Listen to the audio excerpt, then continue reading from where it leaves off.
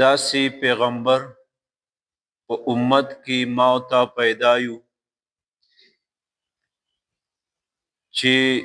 فرمایي نبی کریم صلی الله علیه وسلم په ورځ د قیامت به انا سید ولد آدم، زه د آدم علیه السلام د اولاد سردار یم. او داسې پیغمبر صلی الله علیه وسلم په امت کې مونږ او تاسو پیدا یو، او الله تعالی د داسې پیغمبر امتیان جوړ کړي یو چې فرمایي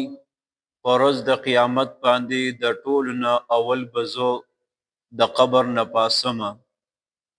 یعنې څومره د قیامت په ورځ چې خلک د قبرونو نه راوځي، د ټولو نه ړنبی به زما ستا محبوب پیغمبر صلی الله علیه وسلم راوځي. او بیا داسې پیغمبر مونږ او تاسو الله تبارک وتعالی امتیان جوړ کړي یو